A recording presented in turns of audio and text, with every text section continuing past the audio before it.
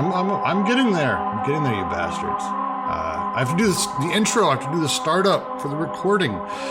Hello, and thank you all for coming to the Deleuze and Guattari Quarantine Collective ongoing reading of Anti-Oedipus. We are continuing with Section 5 of Chapter 4, the final section of the book, as we learn the second task, positive task of schizoanalysis. Everyone may have a week off to sort of catch up and prepare for us ending this, so we'll see what we can get through in the next 2 days. For now, I'm going to dive into Anti-Oedipus.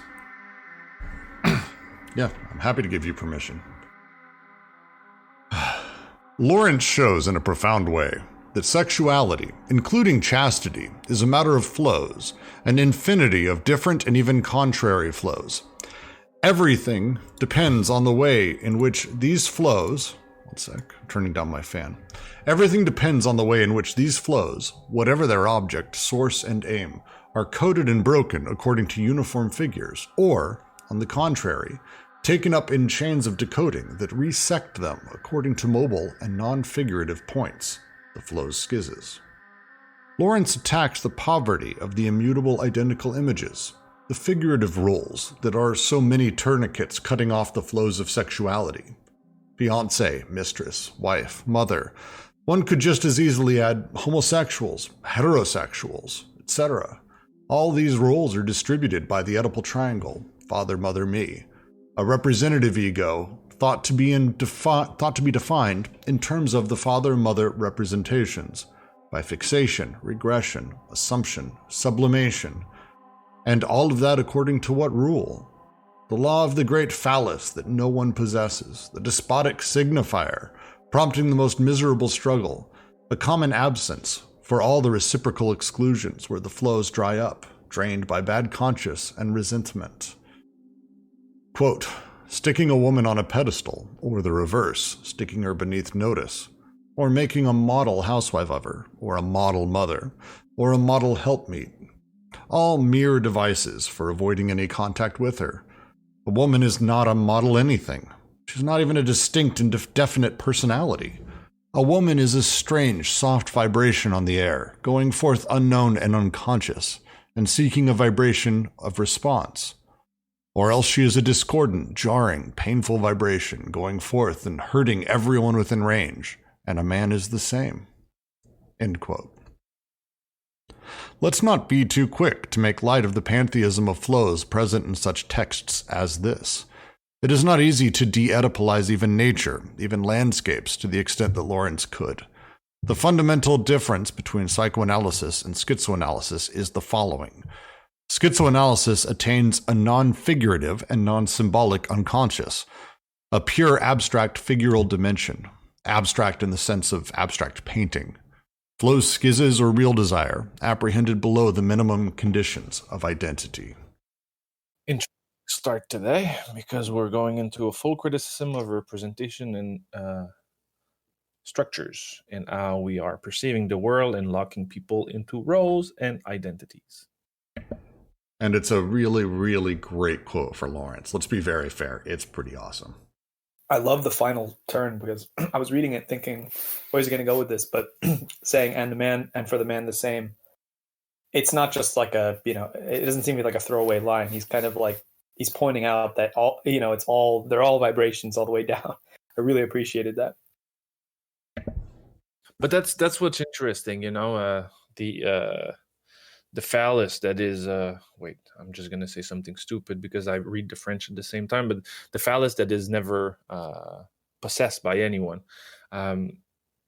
It's interesting because it breaks from, the contemporary political understanding of, identity politics. In one side, they put like a certain type of man that actually really exists, but like there's a confusion between this despotic signifier and the people that it's representing. But in Deleuze, we're not making this error of conflating a whole population with those signifiers.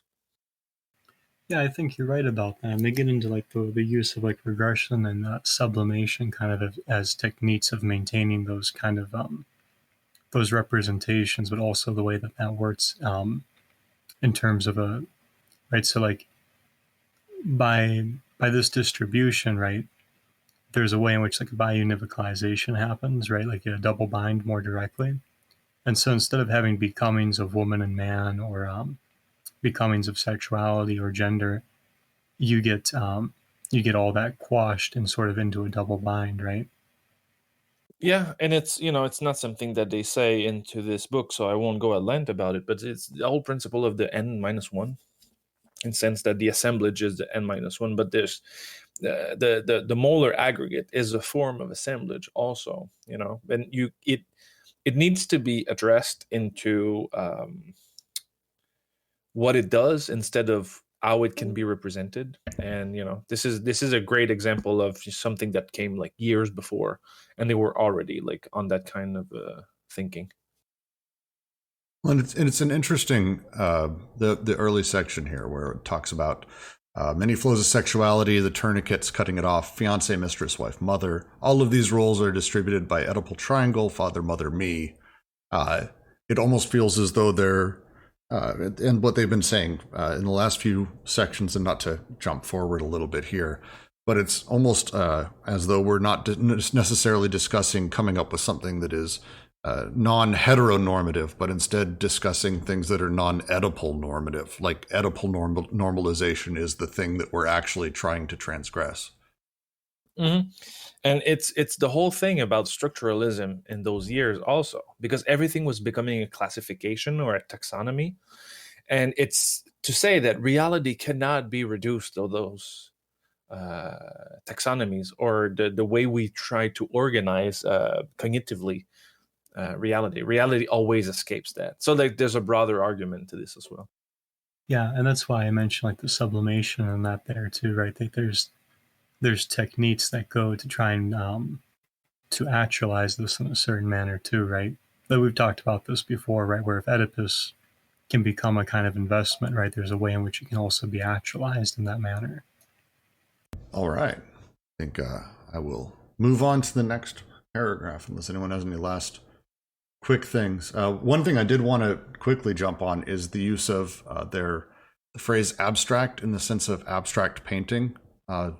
Really a beautiful little note there, rather than talking about things being sort of abstract in other ways. Giving it a bit more of a direct correlation, not transcendent. Thank you for phrasing it that way, Alyosha.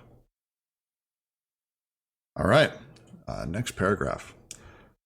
What does psychoanalysis do? And first of all, what does Freud do, if not maintain sexuality under the morbid yoke of the little secret, while finding medical means for rendering it public, for making it into an open, included disjunctions, local connections, nomadic connections?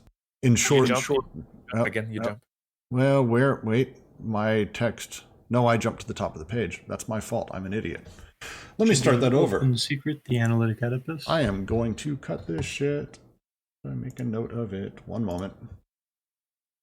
That is at 20:37. Cut. 20 minutes. Flat. Excellent. All right. I'm going to read the next paragraph now. What does psychoanalysis do? And first of all, what does Freud do, if not maintain sexuality under the morbid yoke of the little secret, while finding medical means for rendering it public, for making it into an open secret, the analytic Oedipus? We are told, quote, see here, it's quite normal, everybody's like that, end quote. But one continues to embrace the same humiliating and degrading conception of sexuality, the same figurative conception as the censors. It is certain that psychoanalysis has not made its pictorial revolution. There is a hypothesis dear to Freud. The libido does not invest the social field as such, except on condition that it be desexualized and sublimated. If he holds so closely to this hypothesis, it is because he wants above all to keep sexuality in the limited framework of Narcissus and Oedipus, the ego and the family. Consequently, every sexual libidinal investment having a social dimension seems to him to testify to a pathogenic state, a fixation in narcissism, or a regression to Oedipus and two pre-Oedipal stages, by means of which homosexuality will be explained as a reinforced drive and paranoia as a means of defense. We have seen, on the contrary, that what the libido invested, through its loves and sexuality, was the social field itself and its economic, political, historical, racial, and cultural determinations. In delirium, the libido is continually recreating history, continents, kingdoms, races, and cultures. Not that it is advisable to put historical representations in the place of the familial representations of the Freudian unconscious, or even the archetypes of a collective unconscious. It is merely a question of ascertaining that our choices in matters of love are at the crossroad of vibrations, which is to say they express connections, disjunctions, and conjunctions of flows that cross through a society, entering and leaving it, linking it up with other societies, ancient or contemporary, remote or vanished, dead or yet to be born, Africa's or Orient's, always following the underground thread of the libido. Not geohistorical figures or statues, although our apprenticeship is more readily accomplished with these figures, with books, histories, and reproductions, than with our mommy. But flows and codes of socias that do not portray anything, that merely designate zones of libidinal intensity on the body without organs, and that are emitted, captured, intercepted by the being that we are determined to love, like a point sign, a singular point in the entire network of the intensive body that responds to history, that vibrates with it. Never was Freud more adventurous than in Gradiva. In short, our libidinal investments of the social field, reactionary or revolutionary, are so well hidden, so unconscious, so well masked by the pre-conscious investments that they appear only in our sexual choices of lovers. A love is not reactionary or revolutionary, but it is the index of the reactionary or revolutionary character of the social investments of the libido. The desiring sexual relationships of man and woman, or of man and man, or woman and woman, are the index of social relationships between people. Love and sexuality are the exponents, or the indicators, this time unconscious, of the libidinal investments of the social held. Every loved or desired being serves as a collective agent of enunciation, and it is certainly not, as Freud believed, the libido that must be desexualized and sublimated in order to invest society in its flows. On the contrary, it is love, desire, and their flows that manifest the directly social character of the non-sublimated libido and its sexual investments. Does anybody has anybody read Gradiva? I'm going to look at Ken. Ken would be the best bet here as possibly having read it, but I'm going to start Googling while you guys fight. I have read Gradiva. Have you read it, Ken?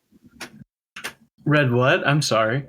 Freud's Gradiva. It's a section a section from a book titled Gradiva, which Jung was engaged with for some time, and Jung advised it to Freud, and Freud took it and analyzed it as a love letter to Jung, basically, or to underline their good relationships. That's really interesting. No, I haven't, actually. I'd like to hear more about it, though. Yeah, it's basically so it's a bit of a poetic book, kind of classic in a sense, and Freud analyzes the dreams or the fictional characters have. So he doesn't analyze real people. He analyzes the dreams of fictional characters, and you really get the sense of indeed the freedom that Deleuze says he's never seen anywhere else. I haven't. I couldn't read with, but I've listened with, because I have the Bloomsbury edition, and I'm a bit lost where we're at the moment. But if anybody, by the way, has the Bloomsbury edition and could maybe give me a page number, that would be great. But to continue on Gradiva, he analyzes fictional characters and comes to really short and bursting conclusions about those dreams and how they relate to the unconscious. So he's analyzing a fictional unconscious in Gradiva, which is, of course, exactly the point which Deleuze is trying to make, that maybe I'm getting a bit ahead of myself, but maybe it's exactly what we need to do, or what we are already doing, that every conscious of unconsciousness is fictional. Joe, how does that distinguish from Oedipus in that sense? I mean, obviously a whole structure was built out of Oedipus, but I mean, just in the principle of, do you know how he avoids turning Gradiva into that kind of like repressive structure or semiotic like apparatus that the D&G are critiquing? That's a good question. Let's see. Yeah, he does it. He gets pretty Oedipal with it, but he can't for some reason really close that the viciousness of that circle, because of the gap that the fiction leaves. To Freud, Oedipal relationships are as real as honey and mustard, for example, and of maybe it's his bread and butter. I don't know, but the fictional characters always leave a gap. So Freud starts guessing what might have been the Oedipal context for the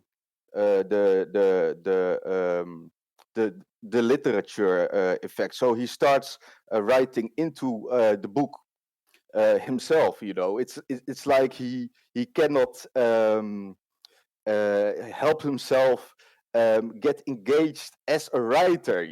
That's so funny, because Freud hasn't really written anything that's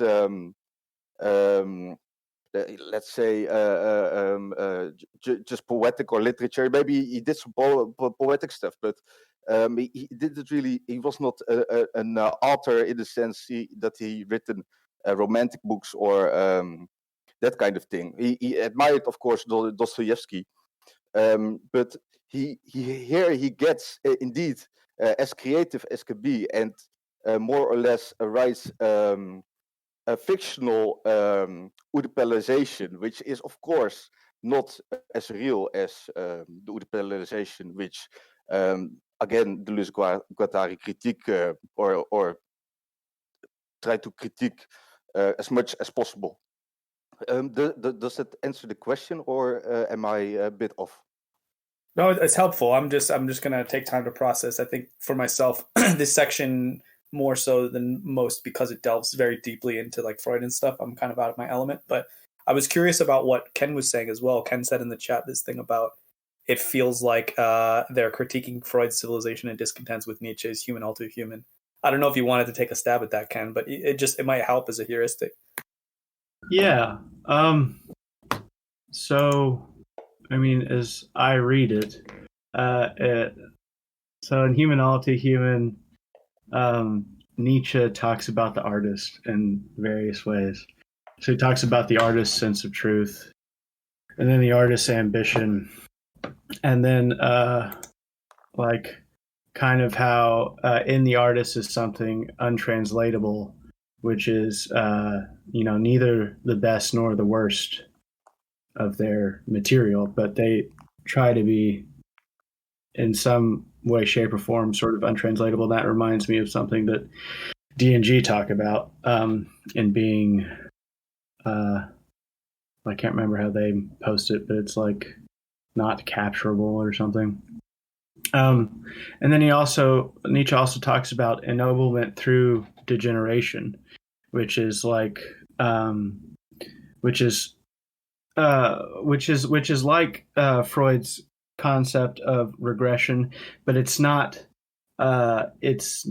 then captured and Oedipalized.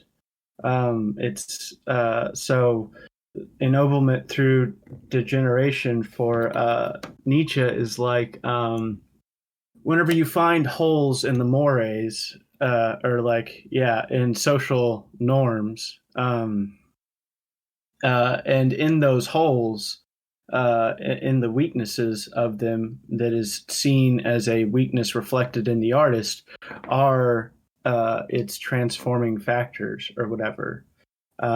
So Nietzsche says those who degenerate are of the highest importance wherever progress is to take place. Every great progress must be preceded by a partial weakening. The strongest natures hold fast to the type. The weaker ones help to develop it further.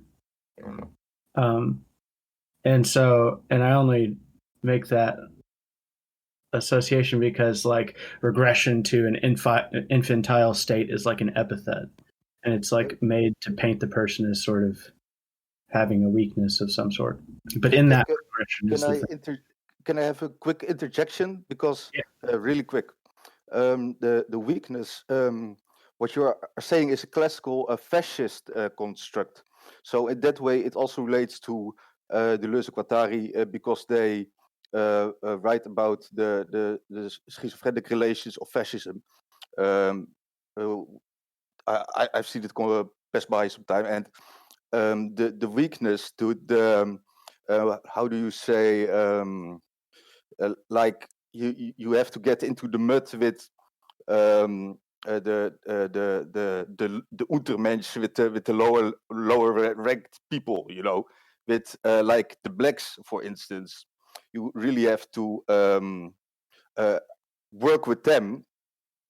The weakness, like you said, to gain access to art, which is a classical fascist way of looking at things. I just wanted to note that it's very fascist, which what Nietzsche said in your quote. I disagree. I think you're maybe making some turns that he's not. But I see what you're saying, and that would be sort of like how capitalism incorporates, I don't know, the productive capacities of marginalized peoples to further its own production. But he's talking about like the perceived weakness of a dramatic artist who sort of has breakdowns and breakthroughs and things like that. And Nietzsche wasn't a fascist. Yes. No, I'm not saying Nietzsche was a fascist, but I'm just saying that line is a classical fascist interpretation of the artist.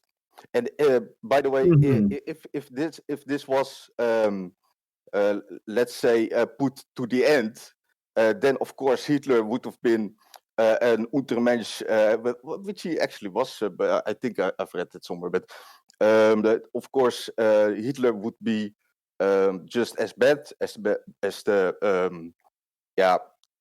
let's say the people the fascists generally don't like. And I'm not saying Nietzsche is a fascist. I'm just saying this reasoning is classically fascist because Gobonneau. Yeah, I don't know if you know Gobonneau. Have you? Does anybody know? All right. Gobonneau is the biggest racist philosopher of the 1900s and probably of all time because we corrected kind of after the war the whole Jew racist thingy, what was going on, more or less as best as we could, I suppose. But Gobonneau's philosophy was with the start of the fascist movement in Europe was getting attention, and he wrote a lot of how he wrote a social critique based on race, and you see a lot of what he did was actually to more or less predict art. So he said like art is created of did not dissolves, but starts exists somewhere. Art exists only after people have interaction with the what Gobbelot would call the Untermensch. So when I said Untermensch before, I meant not Nietzsche's interpretation. I meant Gobbelot's interpretation. So I want to correct that. Indeed, I'm not saying Nietzsche was as racist as that, but the reasoning was more or less done before, and I think Nietzsche was aware. I think it would be naive to say Nietzsche didn't know that was a way of reasoning that was at that time, of course, more or less accepted, but had links with race. I think he definitely was aware of that.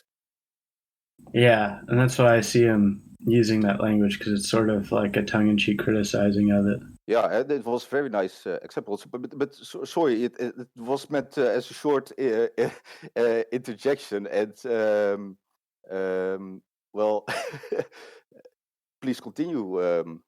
Any other thoughts before we move on to the next section? Anyone who hasn't spoken yet? Yeah, I had a question. I typed in chat that Jack, I think, was trying to answer and then didn't, or did, and I don't understand it. I copied a part of this that says, in short, our libidinal investments of the social field, reactionary or revolutionary, are so well hidden, so unconscious, so well masked by preconscious investments, they appear only in our sexual choices of lovers. It's very particular phrasing, and my question is, so is it who we fuck determines where we sit, revolutionary or reactionary?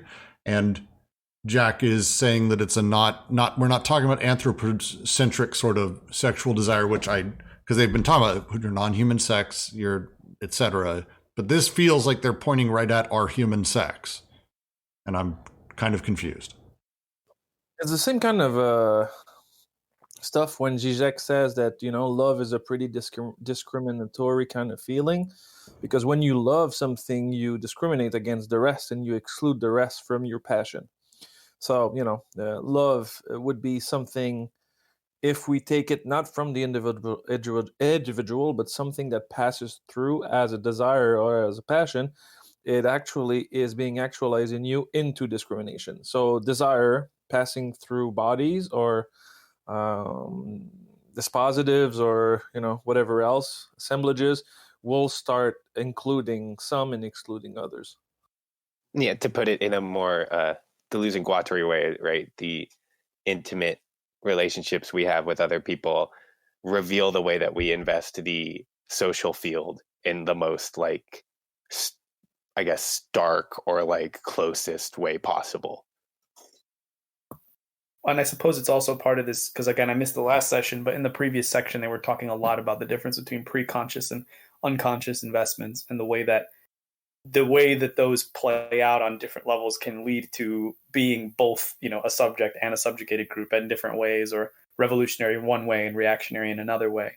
And I suppose you could also see it, whether you took it as literal, human sexual relationships or more than that, it's like the old stereotype of Nazis in the US who all serially date black women or something like that. It's not that you can determine their politics all from that, but there is something going on there that is sort of, there's an internal contradiction there that I suppose you could explore.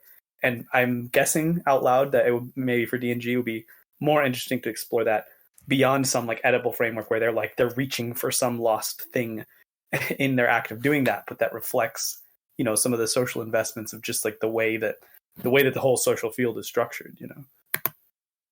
That makes sense. The phrase that has attached to me, I think, is, they have the line in here, every loved or desired being serves as a collective agent of enunciation, which I really like.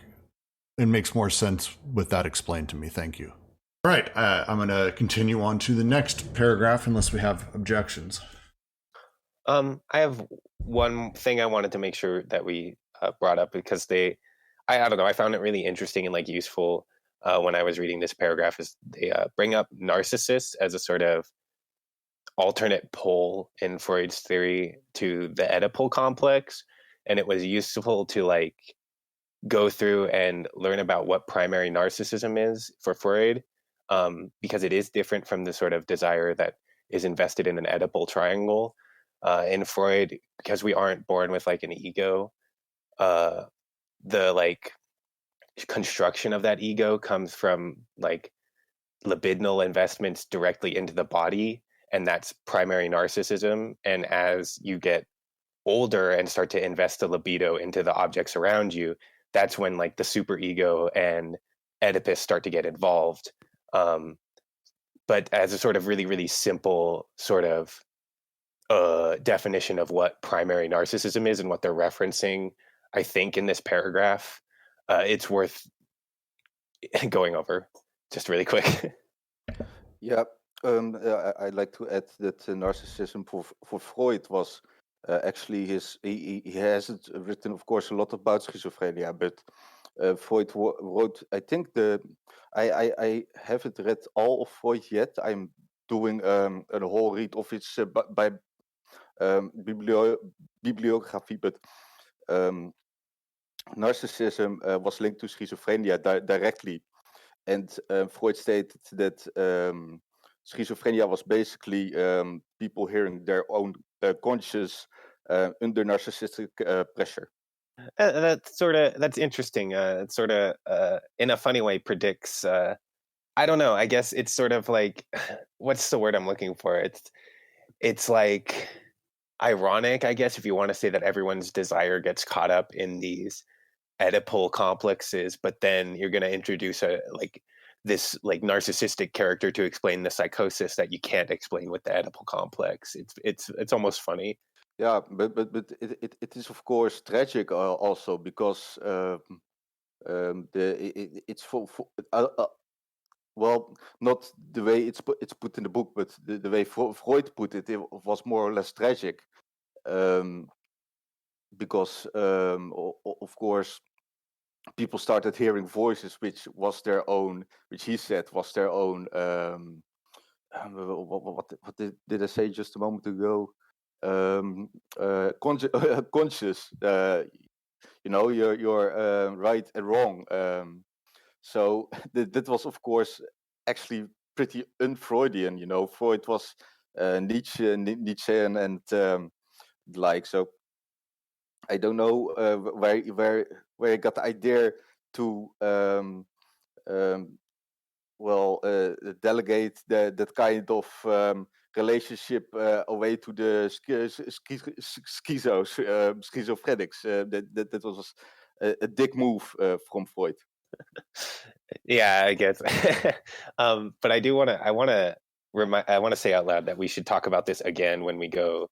They're in like 10 pages from now or whatever, when they start talking about like what makes the schizophrenic sick, because I think it will be interesting to sort of talk about the way Freud looks at it versus the way that Deleuze and Guattari look at it. Yeah, I've got all the Freud stuff memorized. So if Ken has a blackout or something, I can hop in.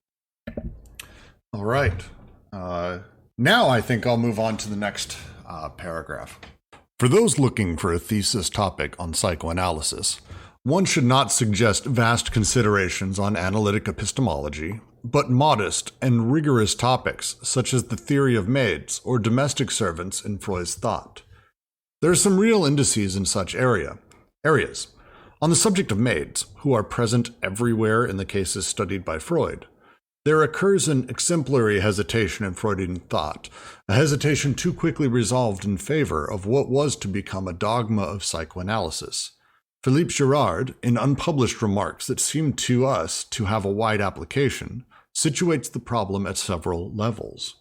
In the first place, Freud discovers his own Oedipus in a complex social context that brings into play the older half-brother from the rich side of the family, and the thievish maid as the poor woman.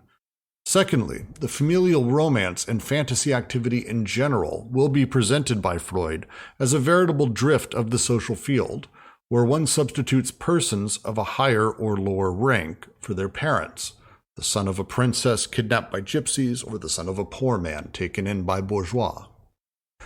Oedipus was already doing this when he claimed a low birth of servant parents. Thirdly, the rat man not only installs his neurosis in a social field determined from one end to the other as military, he not only makes it revolve around a form of torture originating in the Orient, but also in this very field he causes his neurosis to oscillate between two poles constituted by the rich woman and the poor woman, under the effect of a strange unconscious communication with the unconscious of the father. Lacan was the first to emphasize these themes, which were enough to challenge the whole of Oedipus. And he shows the existence of a social complex where the subject at times attempts to assume his own role, but at the price of a splitting of the sexual object into a rich woman and a poor woman, and at other times ensures the unity of the object, but this time at the price of splitting of his own social function at the other extremity of the chain. Fourthly, the wolfman demonstrates a marked taste for the poor woman, the peasant girl in all fours washing some clothes, or the servant scrubbing the floor. This is going to be for someone who has a better understanding of Freud than me. Okay, so quick question. The rat man and the wolf man are two different people, right? Or Yeah. Thank you. Yeah, it's really coming down to they leave it out here, but it's basically male impotence. What is the issue? Because the male fantasy of course, the poor woman who needs help, the damsel in distress, is very appealing, because, or like the whore with the golden heart, is also a male trope, which is very much a direction people take when they start trying to get it on, so to speak. So that's what's underlying here. It's all based on the male patriarchy, and Freud knew that. So that's not the problem. It's not the problem that Freud didn't know. So that's where the guattari step in and take the lead. It's very interesting. I think I like the way they describe it. No, it's a really, I just spent a few moments, essentially what this paragraph's doing, and correct me if I'm wrong, is going through a handful of Freudian sort of meta-analyses that have existed. The rat man and the wolf man I know of as different specific texts of his, where he broke down different people and he went, this is the wolf man, this is the rat man, here's how they relate to society, here's why they do what they do, here's their stories, and it's the nicknames he gave them supposedly for anonymity. Although, I know indeed for anonymity, and I've read the Redman way before, so it's a bit hazy on the Redman, but the Wolfman I read quite recently, and the thing about the peasant girl was that it was basically he was the Wolfman was 4 years old, I think, maybe three or four, like a bit younger than the Kleine Hans or Little Hans. And he the what was it again? I think she corrected him. He urinated before her. He saw he had his maiden, his help maiden, or how do you call those people? His help, let's say it's workers, is basically his slaves, but I wouldn't go there, but European, and whatever. So his worker lady was cleaning up his pee because he was dominant with her by urinating nakedly in front of her in the kitchen. So at 4 years old, he made a sort of he got a perverse complex with this lower class woman. So that was the first thing, and I think she gave him a real of correction after, which might has some sound of an erection, so who knows how a child processes that. But later on, when he's like pubescent 16 or something, he sees this this girl his age, maybe 2 years older, I think. He was like 16 and she was like 18, if I'm correct. And she was washing clothes at the pond or the stream or something, or the river. And she stooped down to her knees, and she displayed the same position, the sort of how do you say? I wouldn't say degrading, but more or less the feminine position of like what we may call the bottom in doggy style. I'll just say it. Like that's what it is. Yeah, it's true. It's exact. So, while she was displaying, while she was in that position, the Wolfman fell in love with her, and started to. That was from that moment on, he was obsessed with that girl, which of course, because of his stance, he was a royalty basically, or some. He had a name. How do you say that? The blue blood. He was high class. High class, yeah, upper class, whatever. And that couldn't be. So that was a problem. And of course, he had a terrible. His mother was pretty. His mother was dead. Was pretty dead. So he had his Nanya and his dad was, I think, never there.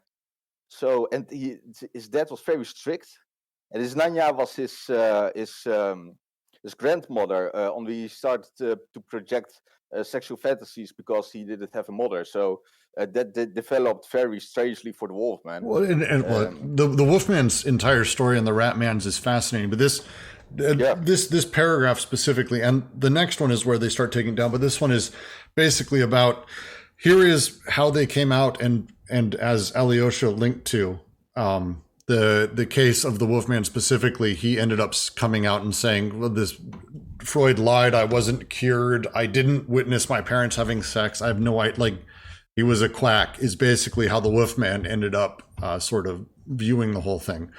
And I want to get into the next paragraph because it's about sort of taking this down.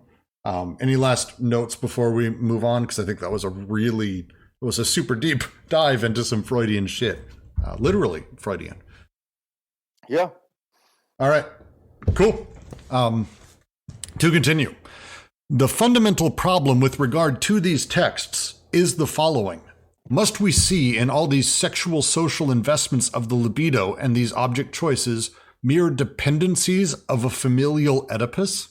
Must we save Oedipus at all costs by interpreting these investments and object choices as defenses against incest? Thus the familial romance, or Oedipus's own wish to have been born of poor parents who would cleanse him of his crime? Must these be understood as compromises and substitutes for incest?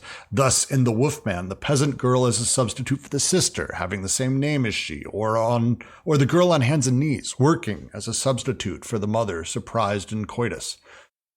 And in the Ratman, the disguised repetition of the paternal situation, making it possible to enrich or impregnate Oedipus with a fourth symbolic term charged with accounting for the splittings through which all libido invests in the social field. Freud makes a firm choice of this last direction, all the more firm in that, according to his own confession, he wants to set things straight with Jung and Adler. And after having ascertained in the Wolfman case the existence of an intention of debasing the woman as love object, he concludes that it is merely a matter of rationalization, and that the true underlying determination almost always leads us back to the sister, to the mommy, considered as the only purely erotic motives. Taking up the eternal refrain of Oedipus, the eternal lullaby, he writes, quote, "A child pays no regard to social distinctions, which have little meaning for it as yet, and it classes people of inferior rank with its parents if they love it as its parents do, end quote. I'm actually going to dive directly into the next paragraph because it continues very nicely. It's a little long though, so be ready. We always fall back into the false alternative where Freud was led by Oedipus, and then confirmed in this position by his controversy with Adler and Jung. Either, he says, you will abandon the sexual position of the libido in favor of an individual and social will to power, or in favor of a prehistoric collective unconscious. Or you will recognize Oedipus, making of it the sexual abode of the libido, and you will make daddy-mommy into the purely erotic motive. Oedipus, the touchstone of the pure psychoanalyst, on which to sharpen the sacred blade of a successful castration. That's a great fucking sentence. Yet what was the other direction, glimpsed for a moment by Freud apropos of the familial romance, before the Oedipal trapdoor slams shut? It is the direction rediscovered, at least hypothetically, by Philippe Girard. There is no family where vacuoles are not arranged, and where extrafamilial breaks are not manifest by means of which the libido is engulfed, in order to sexually invest the non-familial, i.e., the other class, as determined under the empirical rubrics of the richest and the poorest, and sometimes both at once.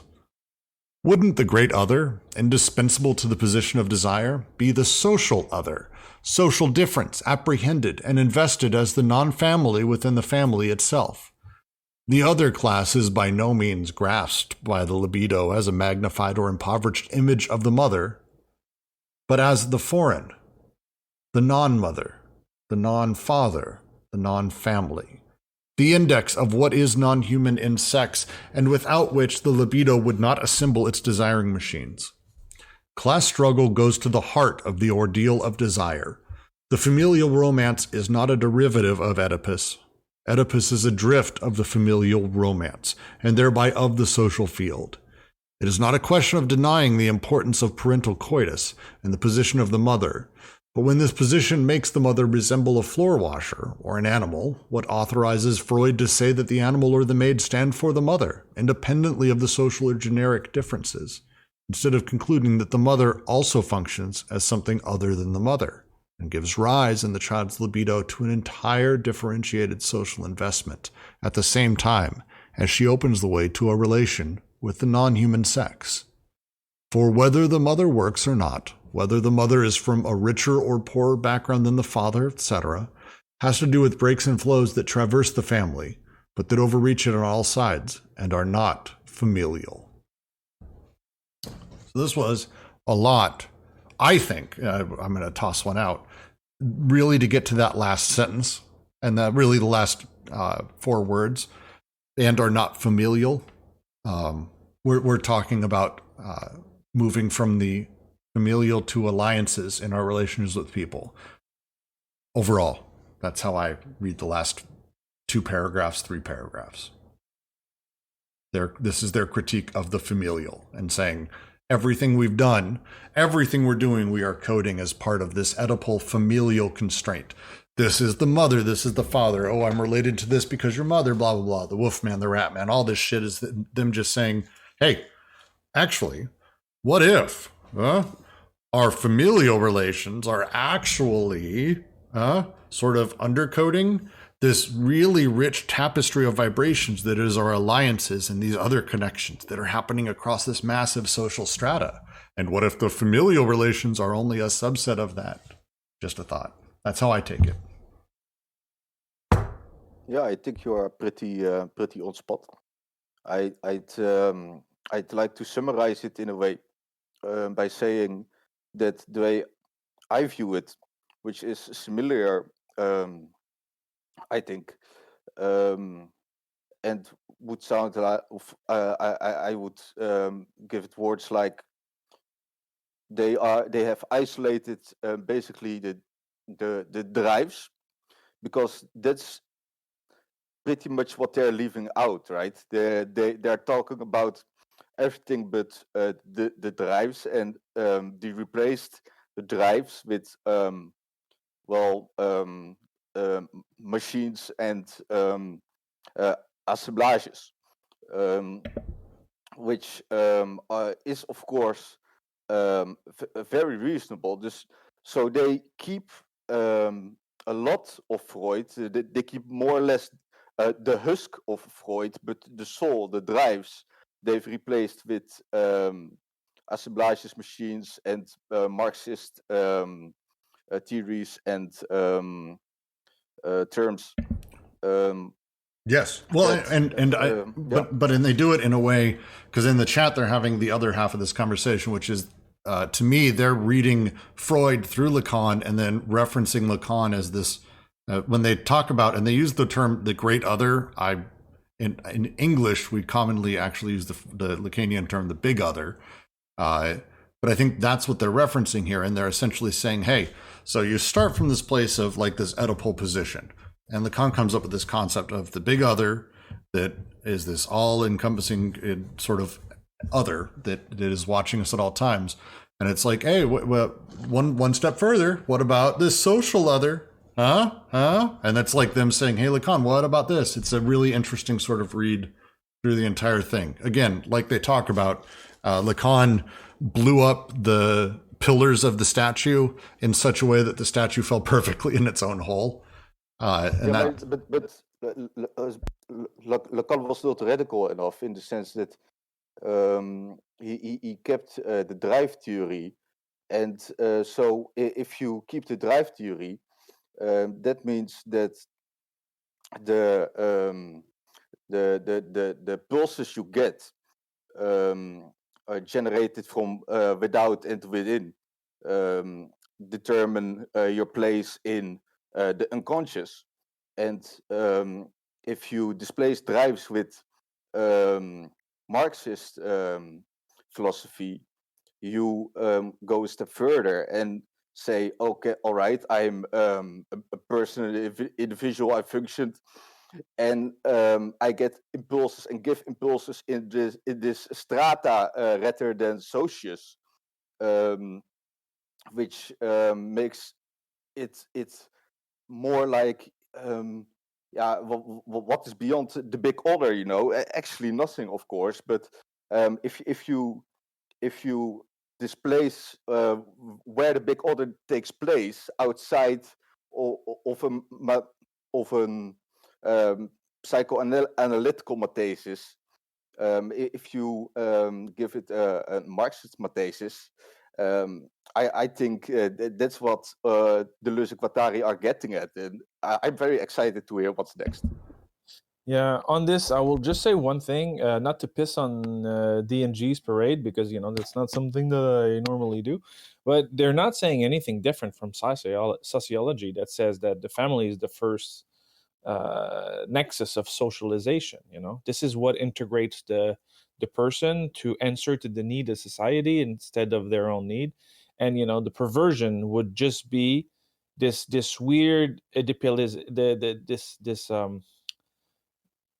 this twist into the Oedipal complex that is kind of failed and, you know, needs to be re-engaged in the sense in a corrective intervention way to redirect the desire of the person towards, you know, what's useful for society at the normative level. And I think that this paragraph agrees with that. I actually don't think they necessarily disagree. I'm not that they're disagreeing. They're just saying something that is really common in social sciences. I think it's common now. At the time, it was kind of common because it's from. I think Durkheim was already talking about stuff like this. Yeah. Well, I think in general, the social. It's one of those things I'm trying to look back, because we're talking about 60 years and social sciences and how they viewed a lot of different things has changed. But 50 years, I started feeling bad. Sorry, 53 years, not 60, which is pretty close. But I think I don't know how I view what they're talking about, and I'm sure in social sciences it's true, but I know we're talking about also in a sort of more I don't want to use common tongue, but we're talking about colloquially how people discuss how people relate to the world. And I think for sure, well, I think everyone agrees that the family becomes sort of your representation for things early on, and it's how you're sort of grown into society, at some point there is sort of a switch that you can take where you can utilize that model of your family, and you can be sort of pushing everything else that happens, because once you supposedly become an adult and you join society, whatever that is at whatever stage, the tapestry of life becomes immensely more complicated than just how you deal with your parents. This server, how I talk to all of you people, is fucking so confusing and so difficult and so many more layers. But if I just say, well, I've got this very simple view of the world, and I'm going to continue putting things into mommy, daddy, me, and I'm going to shape that familial sort of relationship is something I put everything in. Whereas what they're saying is actually you can have this moment of opening up even further into this larger sort of stratum of how society operates at large, which is far more complicated. Did I misunderstand you, Roger? Oh, not at all. Okay. It's just the moment, because there's always this process of adaptation. You're adapting within the family because you're being crafted, you're being socialized, and socialization changes from one instance to the other. For example, school is different from the family, so you're answering differently in school, how your desires are being expressed, allowed or not, and then work, and then and there's the whole normative space of like what is allowed to do and how you express your desires in society. And well, it's an interesting example because it's one of the things, if you want to talk about something that has changed over the last 60 years, is the role of teachers and how they relate to the child is much more now a mother-child relationship than a teacher-child relationship, as it was actually 60 years ago. Very different sort of relationships, to the point where people even talk about them being babysitting factories, not so much learning institutions, especially at younger ages. The family is so ingrained in everything we do at this point. Well, there's I think that's interesting because it's the continuation of the family in a nurturing and not into an education in a phallocratic sense, in the sense that before it was imposed, it was a discipline, imposed to you. You need to behave that way, or there's going to be consequences, either psychological or physical. And now it's about nurturing, like meeting the child where the child is, maximizing the potential. There's a whole governmentality of children right now that is going on, because before we were imposing stuff. Now we're like following them and letting society's imperatives go through the children, because the children will start expressing that themselves. I just wanted to insert there because you mentioned school and teachers, and in the 60s, right? So Talcott Parsons in the 60s wrote about education and school in the US, right? And school as a social system, and there he kind of theorized already or looked at school and how it relates to the family, right? And he has this whole bit about how primary school is basically this dual, like this in between real school and family, and how primary school teachers go from being this mother figure, parent figure, to the teacher figure proper, and introduce the child into this new social system that's different from the family.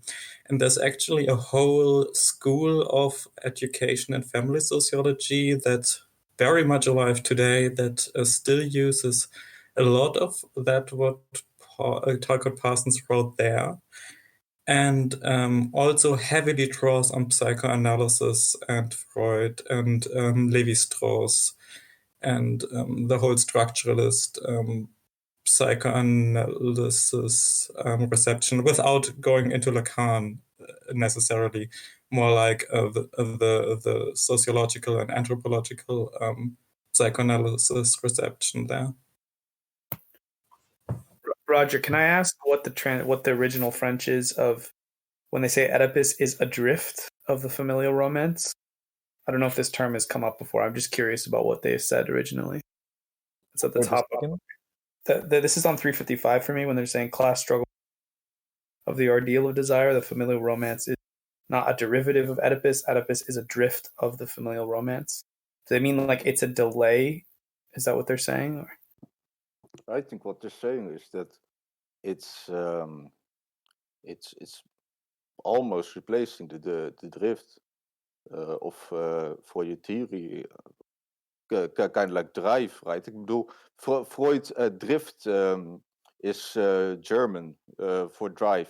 It's they say derive.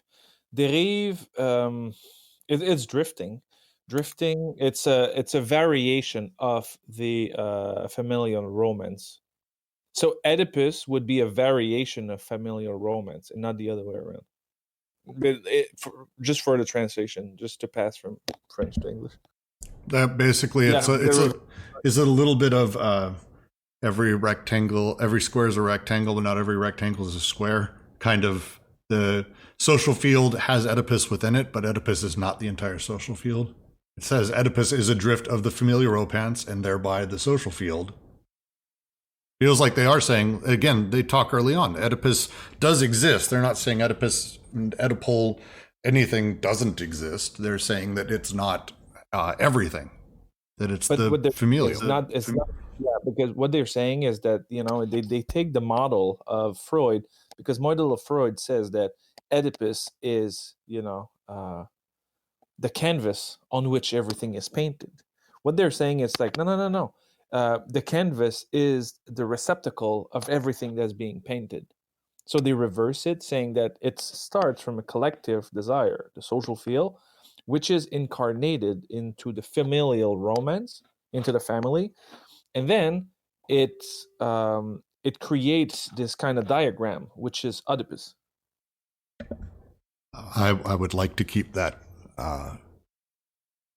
metaphor you used. I'm gonna do something with that because I really like the canvas. Really, really good metaphor for me. Any last notes here before we move on to the next paragraph? I do want to keep trying to trudge ahead a little bit here. From the start, we wonder if the libido knows father-mother, or rather, if it makes the parents function as something entirely different, as agents of production in relation to other agents in socio-desiring production. From the point of view of libidinal investment, parents not only open to the other, they are themselves countersected and divided by the other who defamilializes them according to the laws of social production and desiring production. The mother herself functions as rich woman or poor woman, maid or princess, pretty girl or old lady, animal or blessed virgin, and all at once. Everything passes into the machine that causes the properly familial determinations to disintegrate.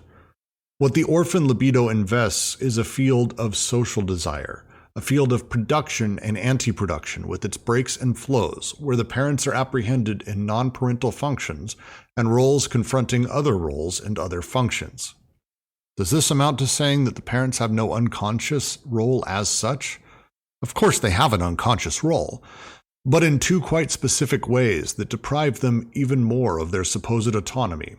In accordance with the distinction made by embryologists with regard to the egg between the stimulus and the organizer, parents are stimuli having an indifferent value. Well, my text, what is someone's text there say? That's an awkward phrasing in my text.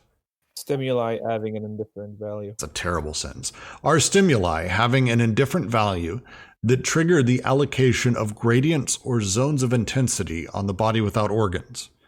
It is in relation to the parents that in each case, wealth or poverty will be situated, the relative richest or poorest, as empirical forms of social difference, so that within this difference the parents again appear, allocated to such and such a zone, but under a different rubric from that of parents. And the organizer is the social field of desire, which alone designates the zones of intensity with all the beings that populate these zones and determine their libidinal investment.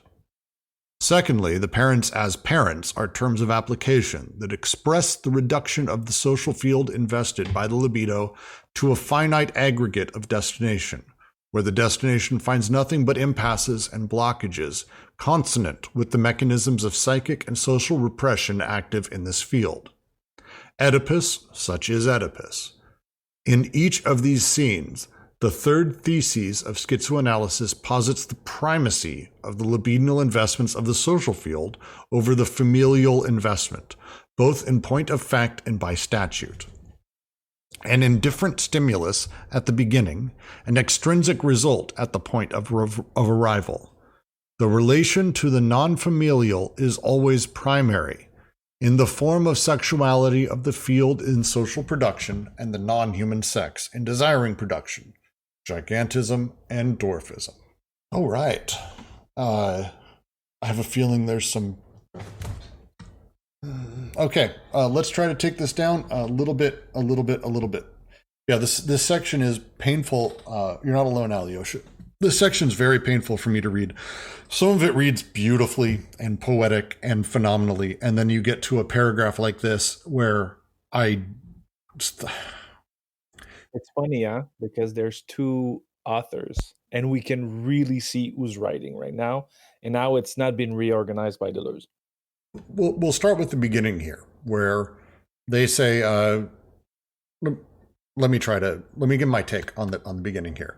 The mother here functions as everything. In the familial instance, the mother is basically many, many, many things at once. And everything in that sense passes into the social field. But once in the social field, the parents are another node on the graph. Mm-hmm. So yeah, so let's say something, and then we're gonna be able to understand it from this. The parents are mediators. They're a machine that actually permit the passage from the social to the child, and then it's going to be easier for us to understand this stuff. Say that one more time for me. And the parents are mediators. They're not final authorities, in the sense that they're passing the norms, and they're passing the laws, and they're passing the desire, and passing the logic of the social field to the child. It's always in that direction. So they're producing machines that have effects on the child. So the child is, responding to daddy, mommy, but like they're only interface to a bigger world. So mommy, daddy is ultimately an apparatus that stands between the child and the social field, and essentially grinds and repurposes the norms of the social field for the child and feeds them as such, like a bird pre-digesting food for its babies. So in a general economy of disciplining or authority or learning, it functions as the same way as the teacher in school or the boss into the factory. Well, maybe we should say it's not that parents do always function as one thing or another, as a boss or a teacher. It's that they can, and that especially in looking at things through an Oedipal complex or in a psychoanalytic lens, it's always going to come up that the parents are these same sort of authority figures. Like your boss is really your dad, because your Oedipus complex is this constant. I think another way of putting what they're getting at in this section is that the Oedipus complex isn't the aggregate of arrival, that you always end up going back to the Oedipus complex again, and again. That's just not what it is. And I think that's what they're trying to say. Yeah, I think that there is some sort of pre-giving or forgiving, if you can put it like that without, I don't know if I'm maybe a bit off, but I think that there's a sense of forgiving everything which concludes the Marxist dialectic, and I think that's really nice, actually. So would that mean so how I read this beginning part where it says the mother herself functions as all of these things, everything passes into the machine that causes the properly familial determinations to disintegrate. That my son, he experiences basically all of life, he's 3, through myself and my wife. And we represent and we are everything to him at some point or another, whether it's a direct food source or a cook or a disciplinarian or a teacher or the guy playing video games, or the worker, or the boss, or the whatever. We are or a pony, you know. Yeah, no. And what he makes you into. Yeah, no, it's the bouncy bed that he likes to jump on my stomach, or I started teaching him how to box. So like these things, daddy blank, daddy cook, daddy boss, daddy that. It's the nature of being 3 years old. He doesn't have a real boss. He doesn't have a real cook. He's got daddy, mommy. So like that's essentially, we are all of those things very early on. And then at some point, those begin to disintegrate, and the investments, the libidinal investments in the rest of the socius, the social field that exists, reorganizes those, and does so. They're saying that those alliances and those attachments take precedence and are the sort of real connections, versus saying everything is ultimately familial and shaped like that. I think you're close for sure. Like they are totally saying that the like material conditions of the society, the social connections that the parents are involved in are primary, right? That's the gigantism and dwarfism thing that they work towards at the end. That's the social production, conditioning the ways in which desiring production can function. So the third thesis here is what I would think I might need explained then. The primacy of the libidinal investments of the social field over the familial investment, both in point of fact and by statute. An indifferent stimulus at the beginning, an extrinsic result at the point of arrival. Now that beginning part, I get. That part makes sense to me, that it's the social field over familial investment. My alliances and who I choose to parlay with or deal with or fuck or be a boss with or have a shitty reading group every Monday with. This is more determinant of me than Oedipalizing all of these things and turning them back into sort of familial relations. The second part here is the thing I'm not quite following. An indifferent stimulus at the beginning, an extrinsic result at the point of arrival. What is that? Something about the first part. When they say statut, in French, it's droit, which means law. So it's clearer when you say it law, because the law is the symbolic representation that like exists over facts, because facts are like material kind of things. Maybe I'm wrong, but I think I can take a crack at interpreting this last sort of clause.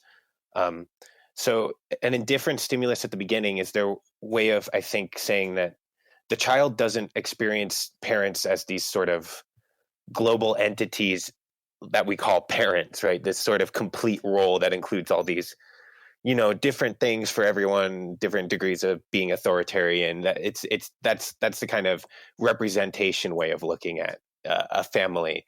That's not how the child experiences it in their view, right? The parent is all these things. Is the pony, is the cook, is the worker or the maid, and they experience it kind of.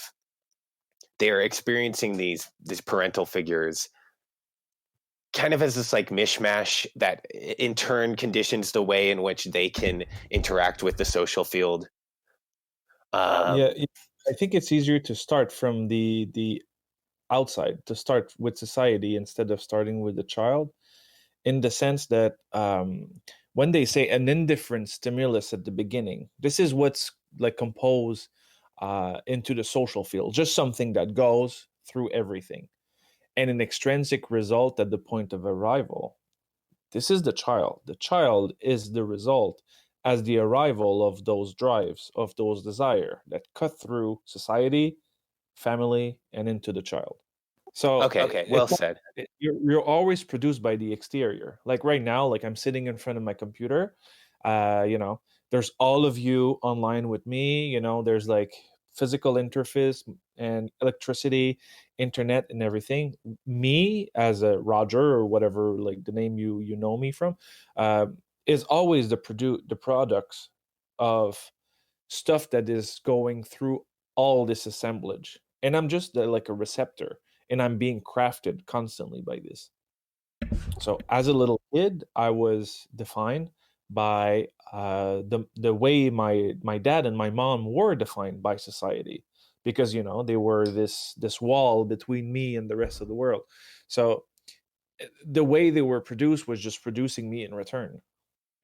And then they say, in the form of sexuality of the field in social production, and the non-human sex in desiring production. There's two parts. In the form of sexuality of the field of social production. So social production is really the anthropomorphic way of interacting with other people. So, there's a form of sexuality that is being taught to the child. And, that's why it's being Oedipalized. And the non-human sex in desiring production, this is like the non-anthropocentric form of sex, just like reproduction and, all of this. And how it organizes desire that actually passes through us.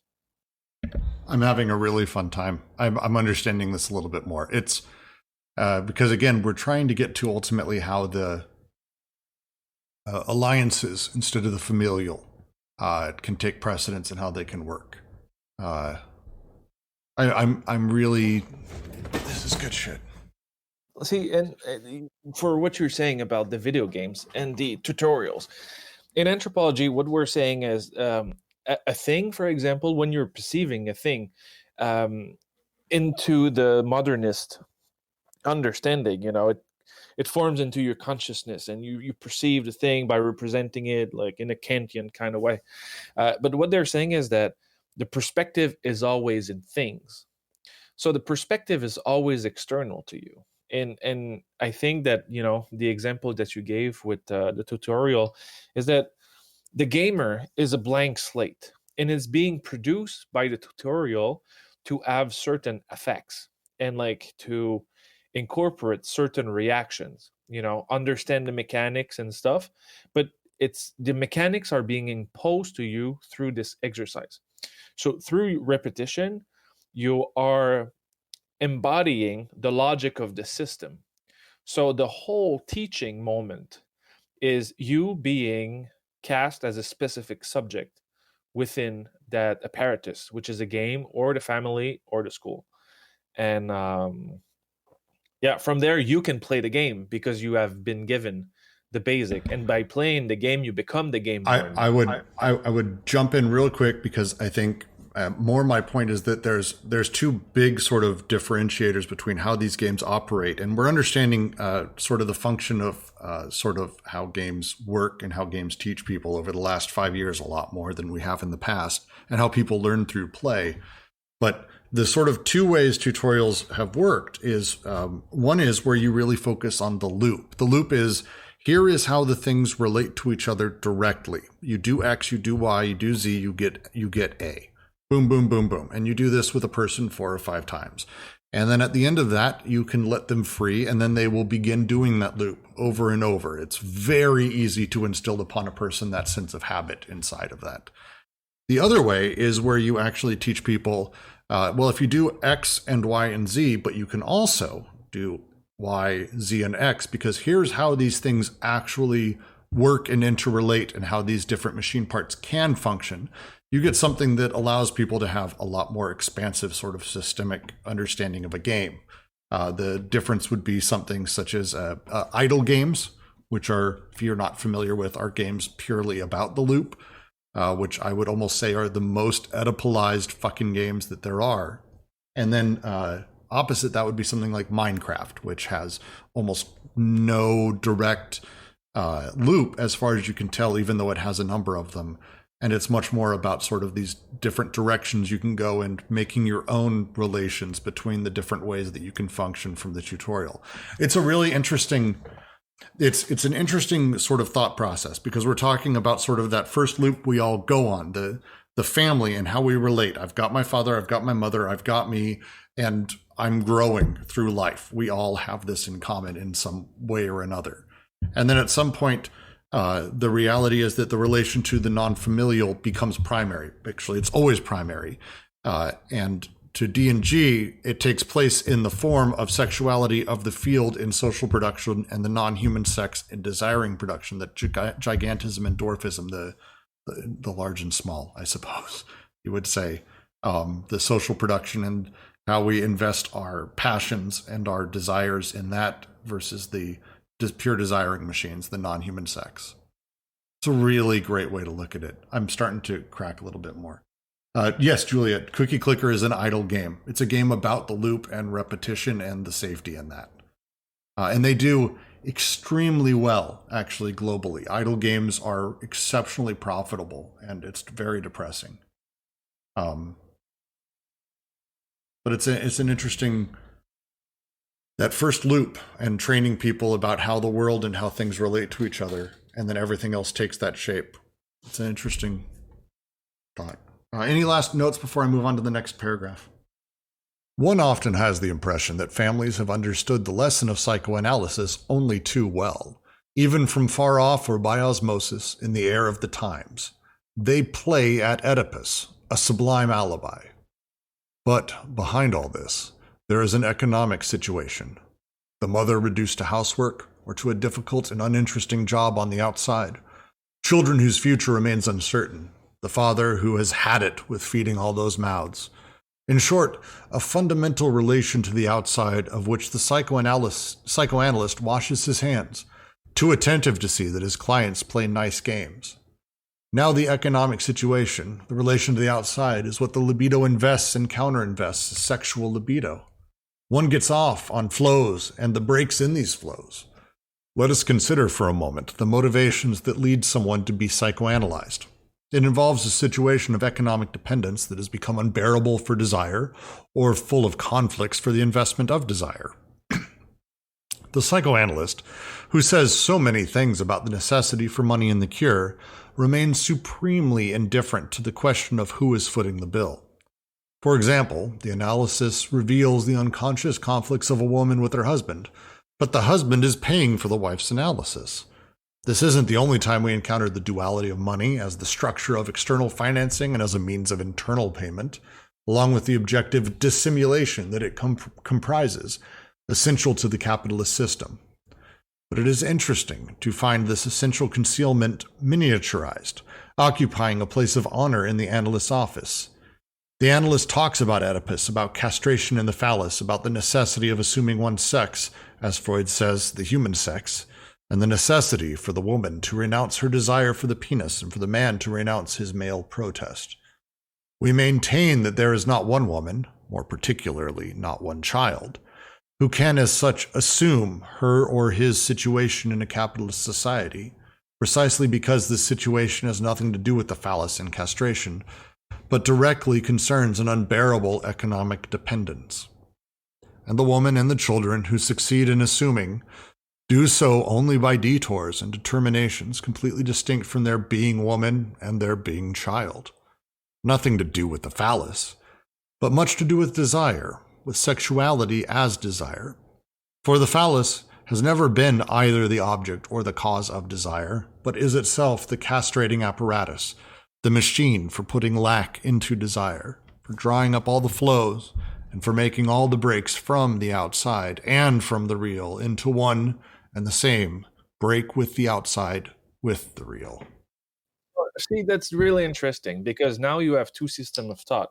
One with the Oedipus and the other one with capitalism. Oedipus is the template that is, supposedly found into the psychology of people. But the second model says that the capitalist template is what is organizing people from an exterior and not from an interior. So it's really interesting because at this moment you can see, because when they're saying, oh, you're cutting flows, you're allowing flows, making the pipe and stuff like this, now they're saying that the pipe is not the Oedipus. The pipe is actually the assemblage of the capitalist society that actually allows or cut desire, and Oedipus would just be a result of that. Yeah, but now we have an Hegelian problem because the dialectics don't add up anymore. But that's the thing, because it's not an Hegelian form of thinking. No, but why not go all the way with it and make it Marxist thinking? Why this in between? Oh, but I think that Deleuze and Guattari are still within the Marxist form of thinking. It's just that instead of just talking about capitalism, they make capitalism a field of investment of desire. Yeah, I agree. I agree. I guess yes. And it's really difficult when you are trying to explain those relations, because that's what I do, and I'm always like, well, there's a dialectic, between the macro and the micro. So it's not really a dialectic; it's just a continuation. But it would make sense to explain this into a dialectical way as well. So I don't think that those, a lot of the times when we're into like Deleuze and Guattari, we tend to like push the logic of dialectics outside, but I think they could be complementary in some way. I think that they are not overly creative or anything. I hope you didn't get that sense from me, but that's me personally. There's also I think they put it where it hurts, and I think that's important. In the critique on Freud, you need to be. And this the specific, because they go into the specificity of the clinic, saying that we're not asking who's paying, but this is the condition of capitalism, because it's payment. The whole relationships in capitalism are always economic relationships. They're not like daddy mommy things, really, because capitalism encompasses everything in our existences. But the field of psychoanalytic or psychology, it's like it's taking the individual outside of its ecology of relations, as something that just is like floating out there, that doesn't have like any real relationship with the world, and we're trying to fix the individual in the way it sees the exterior world, but as it's being produced by this exterior world, it's a completely failed form of intervention, because you're not managing the environmental conditions of the person, just the internal conditions, presupposing that they exist, and we're not really sure that they really exist. We create them to act on them. Well, and actually, I'm going to go ahead and jump to the next paragraph, because I think it also continues that same point about what they're talking about here. So unless there's last thoughts on this paragraph, I believe we're now in Guattari's writing. We have been for a few paragraphs. So we seem to be on a few things that he kind of wrote about a few times. Too much always penetrates from the outside where the analyst is concerned. Too much penetrates into his office. Even the closed familial scene appears to him to be an excessive outside.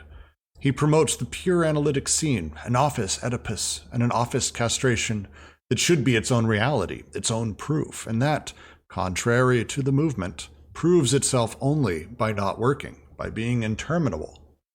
Psychoanalysis has become quite a stupefying drug, where the strangest personal dependence allows the clients to forget, during the time spent in sessions on the couch, the economic dependencies that drive them there in the first place. A bit like the way of decoding of flows entails a reinforcement of bondage. Do these psychoanalysts who are Oedipalizing women, children, blacks, and animals know what they're doing? We dream of entering their offices, opening the windows and saying, "It smells stuffy in here. Some relation with the outside, if you please." For desire does not survive cut off from the outside, cut off from its economic and social investments and counter-investments. And if there is, to use Freud's terms, a purely erotic motive, it is certainly not Oedipus that harbors it, nor the phallus that actuates it, nor castration that transmits it. The erotic, the purely erotic motive pervades the social field. Wherever desiring machines are agglutinated or dispersed in social machines, and where love object choices occur at the meeting place of the two kinds of machine, following lines of escape or integration. Will Aaron leave with his flute, which is not a phallus, but a desiring machine and a process of deterritorialization? I don't know what that last part is a reference to, but one time at band camp. Yeah, I want to say it feels like they're making a reference that's a little bit early, but the rest of this is essentially continuing that same point as you two were talking, that the psychoanalyst almost classically believes, and that I've been to a few counselors and a few psychotherapists myself, that their office is cut off from the rest of the world in a nice sanctuary, a vacuum chamber where everything is safe. And it's really, really, really not true. And that's their point, is that the social field pervades the walls of the psychoanalyst office. But it's funny because the way they put it, it would be like a moment of suspension of the alienating conditions of capitalism, in the sense that, you know, the clinic is, you know, it's a hub, like a completely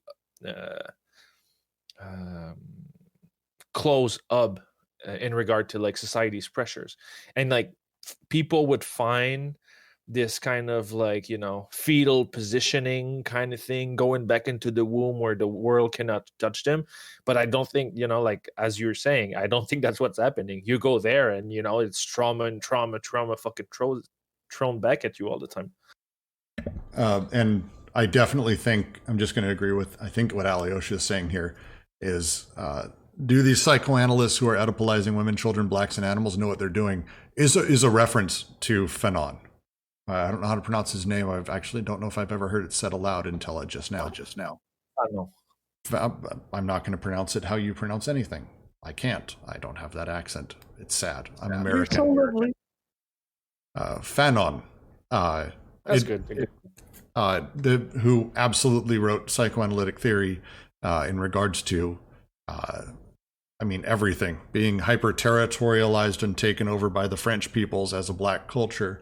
Kind of his bag. This is a reference to Fanon. You know, let's take this example, and because, you know, for white people like us, it's kind of difficult to understand our conditions of alienation.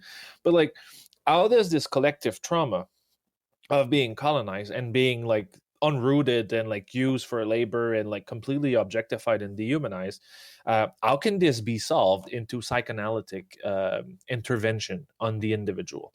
How can we just like work on the individual without working on the condition that created this kind of form of delirium or malaise, or like this difficulty of dealing with reality? You know, it's weird, and like we're like, okay, I understand that, you know, this is clearly not enough. We need a form of redistributive justice or like transformative justice, whatever else. But when it comes down to the understanding that we have of therapy and of psychology, we never really go to that point. And we're saying, oh, you know, I'm trying to fix myself so I can like enjoy things again. No, fuck off. Destroy society, you know, ask payment. We should totally read Black Skin, White Mask breakout group. That would be really good. Does anyone have an idea about that final reference, though? Will Aaron leave with his flute, which is not a phallus, but a desiring machine and a process of detail? Who is Aaron? What are we talking about? There's no footnote. There's no reference. I hate this sometimes so very much. I feel like Ken or Joe has to have a line on this. It's got to be a Freud line. Is it Moses? Oh, okay. Is Aaron? It's D.H. Lawrence, Aaron's rod. Oh, yep. They're talking about Lawrence. It probably is right. Okay. And so that's Moses is Aaron. I mean, I don't think anyone is really up to or able to make this Freudian, you know, or would like to take that on. It's a pretty harsh critique. I wouldn't want to touch this myself. Well, I will quickly say, just as a quick synopsis of Aaron's Rod by D.H. Lawrence, who they reference throughout this section, actually. The synopsis of the book is Aaron, a union official in the coal mines of England, is trapped in a stale marriage. He's also an amateur but talented flautist. At the start of the story, he walks out on his wife and 2 children and decides on impulse to head to Italy. His dream is to become recognized as a professional musician.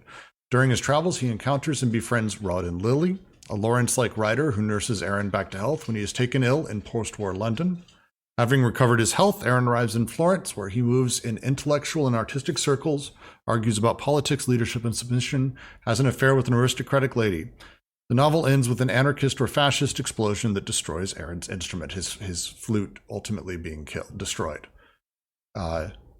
The reference here is obviously that it's not necessarily that the rod at any point is directly a phallus. As they say, it is not. He's leaving with his flute, but instead the flute is actually a desiring machine and a process of deterritorialization. It's something much grander than just a phallus. Yeah, that's what I was about to say. But what happens at the end? It's being destroyed. So does he continue on his line of flight, or everything is shutting down because his vehicle is being destroyed? I guess we'll never know. I guess we will never know. But it's again them saying that the idea of everything we do, and that includes being in the psychoanalyst's office, all that we do is always something that is a desiring machine and something connected to the larger social field, rather than just something sort of happening in a vacuum within the familial. With that, I want to move to the next paragraph, if everyone's all right with that. Let us suppose that we are granted everything. It will only be granted... one sec, let me close my door. One moment. All right. Let us suppose we are granted everything. It will only be granted afterward. It is only afterward that the libido would invest the social field, and that would participate in the social and metaphysical, which prevents the preservation of the fundamental Freudian position, according to which the libido must be desexualized in order to perform such investments. Which permits, what did I say? Something sublimation like? Yes, I'm not sure what I said. Which permits the preservation of the fundamental Freudian position, according to which the libido must be desexualized in order to perform such investments, but begins with Oedipus, me, father and mother, the pre-Oedipal stages relating structurally or eschatologically to the Oedipal organization. We have seen that this conception of the upward implied a radical misunderstanding with regard to the nature of the actual factors. For either the libido is caught up in molecular desiring production and knows nothing of persons, just as it knows nothing of ego, even the most undifferentiated ego of narcissism, since its investments are already differentiated, but differentiated according to the pre-personal regime of partial objects, singularities, intensities, gears and parts of machines of desire, where one would have a hard time recognizing mother or father or me. We have seen how contradictory it was to invoke the partial objects and to make of them representatives of parental persons or the supports of familial relations. Or, on the other hand, the libido invests persons and an ego, but is already caught up in social production and social machines that do not merely differentiate them as familial beings, but as derivatives of the molar aggregate to which they belong under this other regime. Yeah, it's a bit eerie, but interesting, to again come back to narcissism and put it on the spot with the schizophrenic. I think that they're no longer talking about unconscious as much as conscious, and where that intersection, because the unconscious, of course, becomes the idea, becomes the pre-conscious, becomes the conscience, and I assume that a schizo in this sense would be everybody, so they have decentralized the schizophrenic, which is, I think, is very fair, I agree with that, but maybe I am a bit unclear, as why I got that association, because that may be too personal, I don't know. Anyway, I think that the conscious, which they are critiquing, is they're making the link between the conscience of, because they're talking about narcissism, and narcissism is mostly about your conscience, as in right and wrong, correcting you, which is resulting in paranoia, schizophrenia, according to Freud. And that's what narcissism was about, according to Freud. So they take narcissism and that fact and call it, what was it again? Yeah, they get to it a bit like,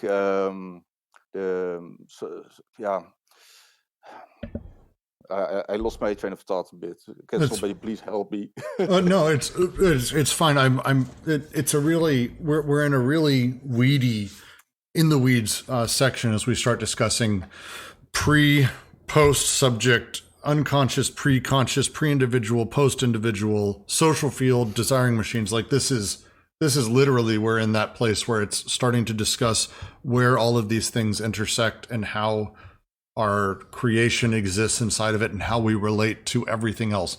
If we could easily rephrase this, we would have a book that would be better received than Anti-Oedipus. So it should not be like we're not like, that's the reality of the situation. This is not an easy subject to discuss, to say the least. I want to start on something I'm stuck with, which is that first sentence. The first sentence that says, "Let us suppose we are granted everything. It will only be granted afterward." Okay. Let's suppose we're granted everything. What the fuck are they talking about? What does that mean? We are granted everything? Okay, let us suppose that we are granted everything. Let us suppose that, Freudian things are right. So basically everything is in us. Mm-hmm. So it's just like to start from this position, and they're trying to understand like how it's going to function. Okay, so they're saying, let's give you that you get everything Freudian at once.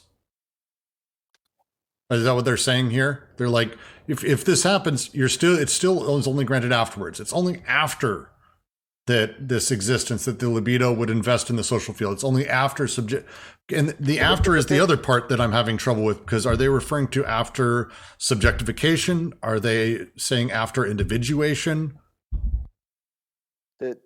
They're saying after. Oh, sorry. Go ahead. No, you go. I'm just saying that they're pointing to a contradiction, even though if we take a Freudian perspective seriously. So is this paragraph basically sarcastic French assholes? No, I think it's deep intellectualism. Doesn't it seem like it relates to page 348 where they say, let's see if I can find this. We see the most disadvantaged, the most excluded members of society invest with passion the system that oppresses them, where they always find an interest, since it is here that they search for and measure it. Interest always comes after. Because I focused on that quite a bit when I was reading that section, but that seems to me to be quite a similar statement. That's sort of like what let me see if I can now find it wherever the hell it's what we are granted everything will be granted afterward. That same thing is what Roger was saying. That thing that we assume is like the default canvas is, it's going back to their overall point, I guess, that it's something that is produced, rather than given, I guess is how I'm reading it.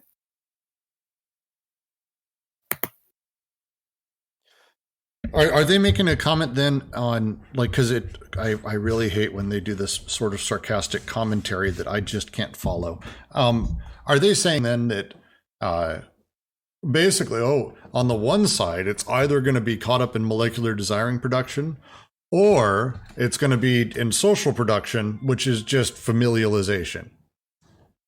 And they're like, it's either or. In your shitty system that's broken, one of these two things still is the way that it has to work, and neither one makes sense. I think they've taken an interest in it, certainly. Definitely, because I think it's the same polemics. Indeed, if you put it like let's say, for instance, class struggle in a sense of interest, which each party has, is I think the same as the consciousness problem, which Freud raised but never explained or given did right by anyone he put on that problem. He kind of said to the schizophrenics, I take the schizophrenics and I put them here, and it's your problem now what right and wrong is. And I think that's very unfair. And if you take interest in that conversation. It was not in the interest of the schizophrenics. So I think that's maybe some sort of a segue. I don't have the text, so I apologize. No, that's great. I do want to move forward to the next paragraph because I read a little bit ahead and I'm like, oh, it answers what I'm talking about a little bit. So does anyone have any last comments on this paragraph? Alyosha, I saw you. That I listen intently. Yeah. Is just what I.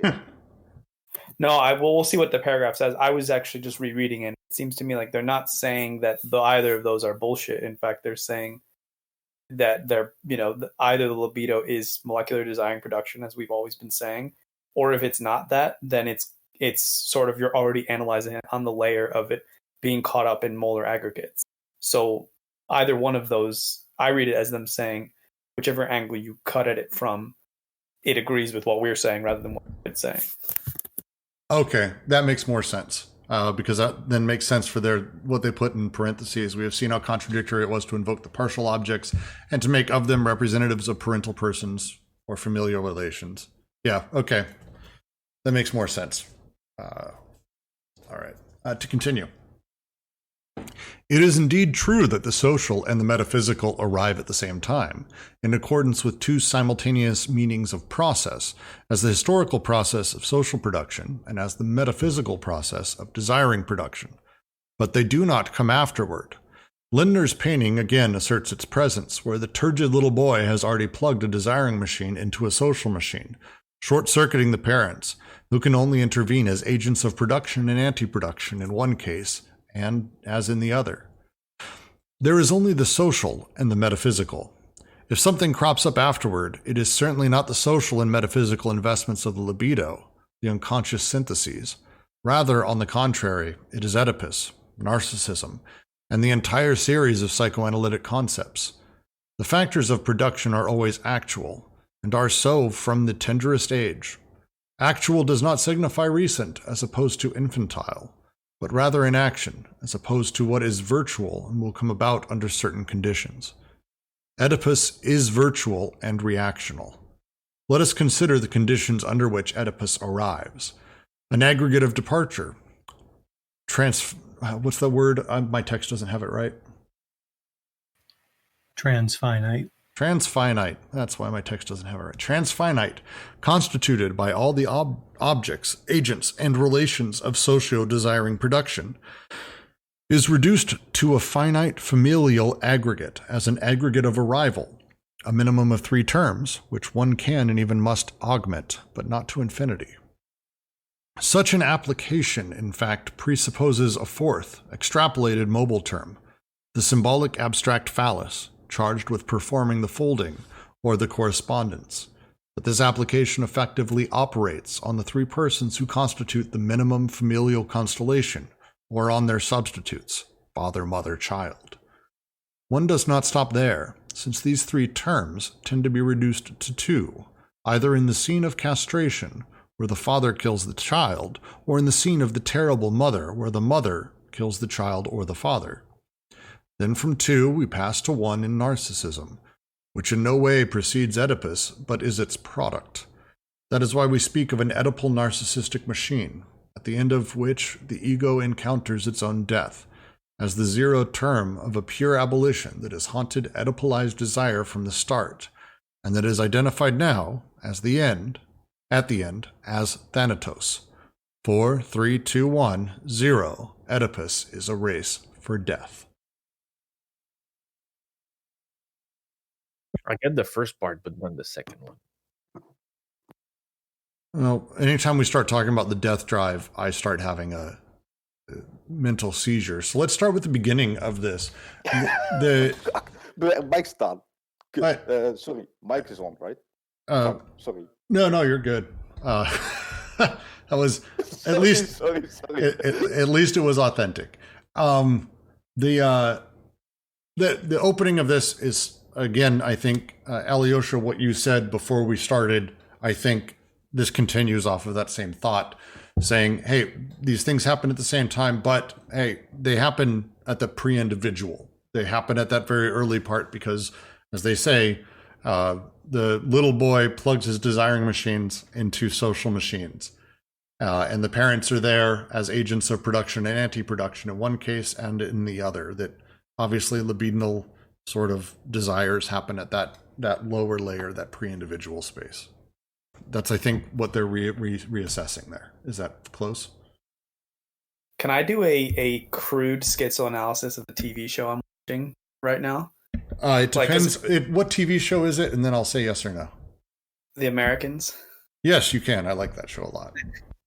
Yeah, because we've both talked about it. No, I don't have much to say. I was just thinking about in the show, there's 2 Soviet spies who are married and they have children, and they're like deep cover in the United States in the 80s Cold War. And the whole point is that they build identities, and it's all the fun adventures of them trying to hide their identities, spy for the Soviet Union and hide it from their kids and all that stuff. I'm in a point in the show where the daughter is starting to develop an interest in Christianity, and it's really upsetting the parents, but she's like going down this like Quaker kind of like religious path. And just reading this, it brings back into mind like the idea of that boy, like he's already plugged into social machines.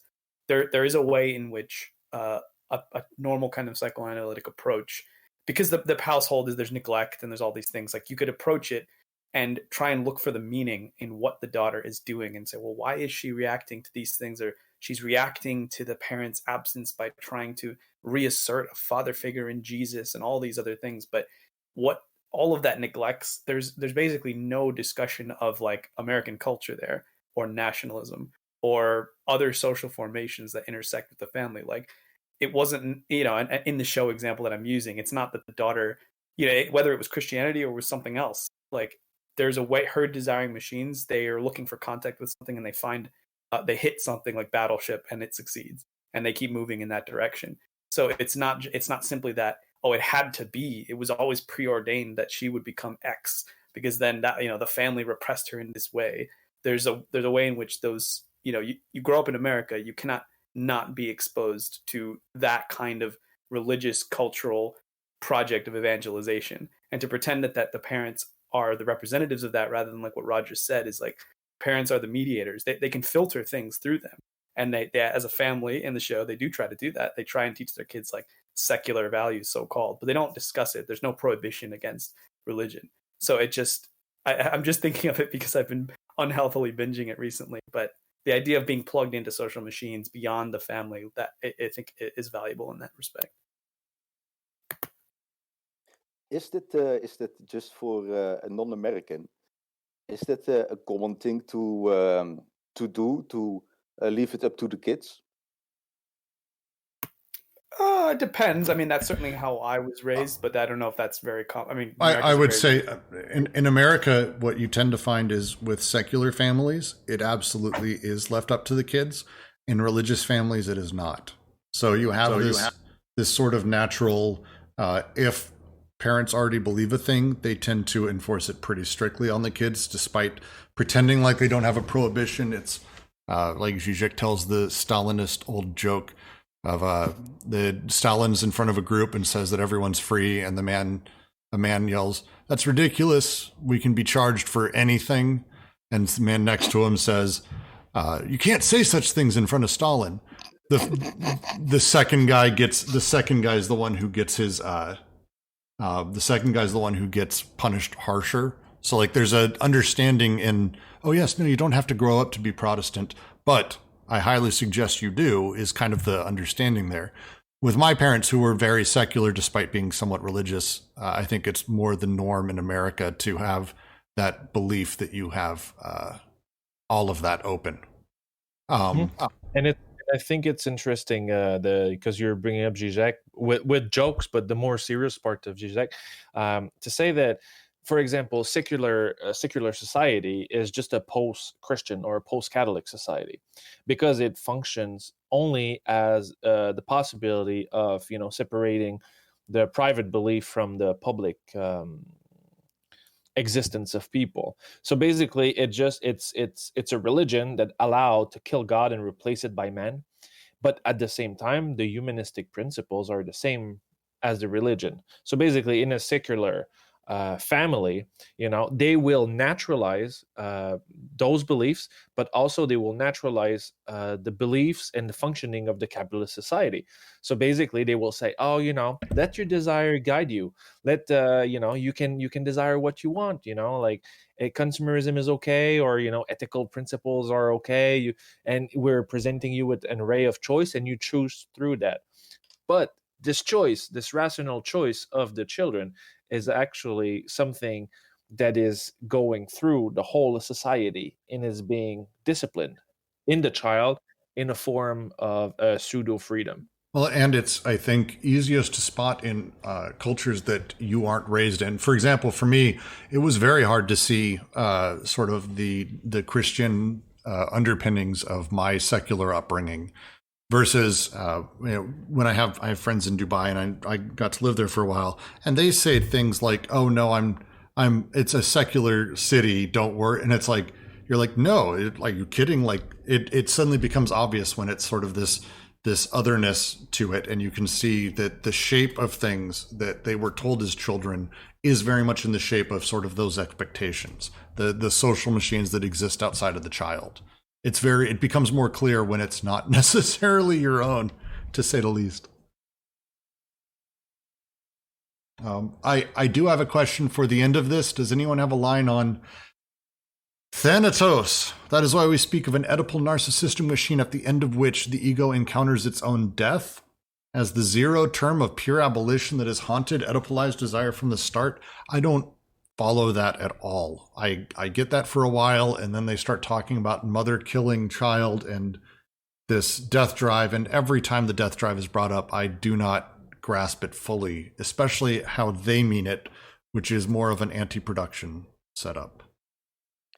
Yeah, the death drive doesn't have a dialectic representation, so it's extra difficult for Marxist discourse to add that to it. So you have to stick to the Freudian interpretation, which is further developed by postmodernism and Baudrillard, of course, with symbolic exchange and death, which is a very interesting read and makes clear that that is like you can treat it, you can isolate it, but you can't describe it in a sense. So you can take it very far and make it clear, but I'm not sure if I don't remember if they go the same direction. If they stick to the so. I don't know. I mean, the death drive is basically repetitive, and maybe the less drive that we keep. So in a way, if you put it next to the genital drives, then the death drive is older and more consistent.